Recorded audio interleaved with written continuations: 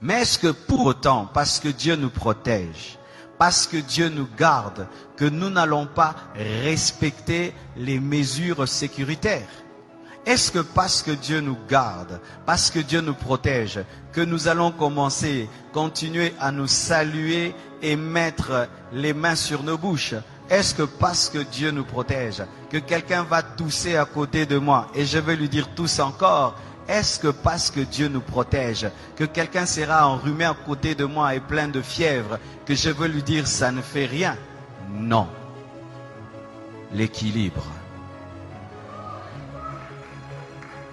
Je n'ai pas peur de la mort. Je n'ai pas peur de la maladie, mais je ne dois pas tenter Dieu.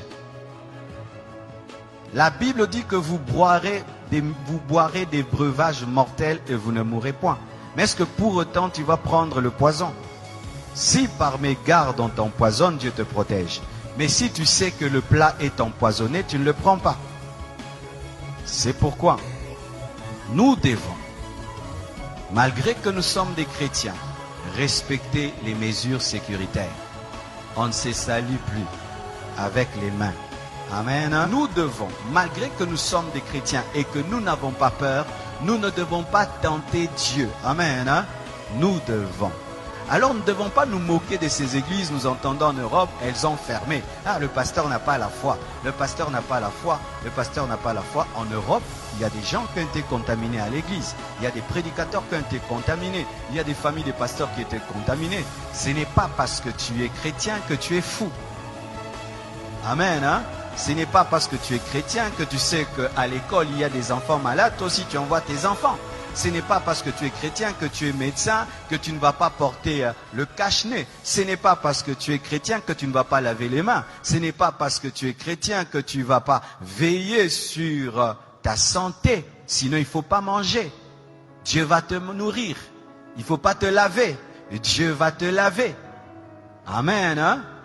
Alors mes frères, ne tombons pas dans la folie. Ayons la foi. Amen. Même Jésus, quand on voulait le tuer avant le temps, il fuyait.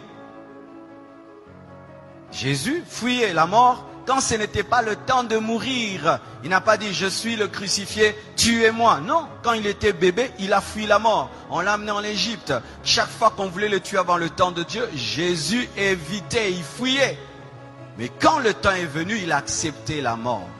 Et la Bible dit ceci, soyez simples comme des colombes, prudents comme le serpent. Donc si demain on nous dit qu'il faut respecter un maître, tu respectes un maître. Amen.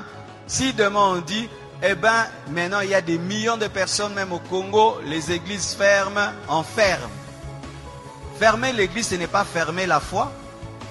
Fermer un bâtiment, ce n'est pas fermer l'église, parce que l'église n'est pas un bâtiment. Je vais venir là. Amen.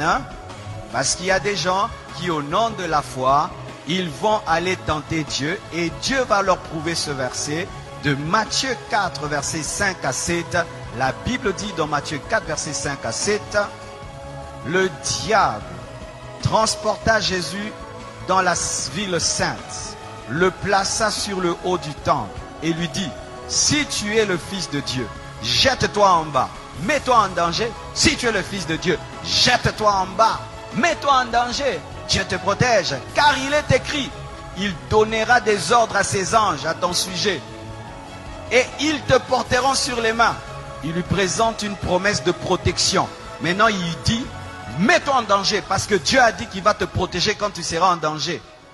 De peur que ton pied ne heurte contre une pierre. Jésus lui a dit quoi? Tu as raison, je vais te prouver que je suis Fils de Dieu. Je vais me jeter et les anges vont venir. Il a fait ça. Il a dit quoi? Tu ne tenteras pas le Seigneur ton Dieu. C'est dire quoi? Tu n'obligeras pas Dieu à agir. On n'oblige pas Dieu à agir même s'il a promis. Dieu, tu as dit que 1000 tombent à ma droite, 1000 à ma gauche. Tu vois 50 personnes en train de tousser là-bas, à d'éternuer. Tu viens là-bas, robo-bo-bo-bo. Aux Covid-40. Amen. Parce que même j'ai écrit sur internet, vous savez la conférence qui était prévu à Montréal a été annulé. Ils m'ont appelé, ils m'ont dit c'est annulé parce que la loi là-bas a interdit pour la sécurité du peuple. Et les gens disent, oh, si vous étiez des hommes de Dieu, il fallait que vous puissiez, il fallait quand même tenir cette action-là, même si tu la tiens. Mais les gens ne vont pas venir. Et même s'ils viennent, ici ils viennent, et alors tu vas mettre en danger la vie des gens pour prouver que toi tu as la foi. Prends tes propres enfants, fais-leur ça. Moi je ne suis pas un fou, je suis un homme de foi. Il y a une différence entre folie et foi.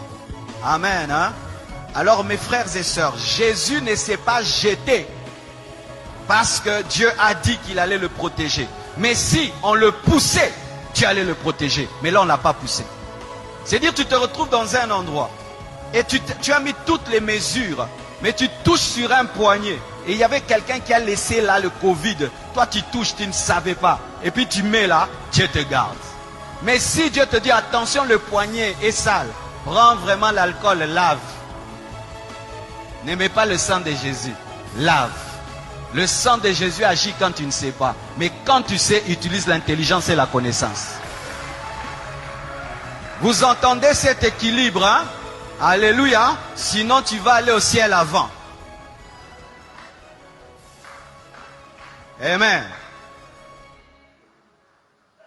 Je suis allé dans un hôpital, je trouvais un frère de l'église, il avait un cache-nez. Je vais dire, frère, tu manques la foi?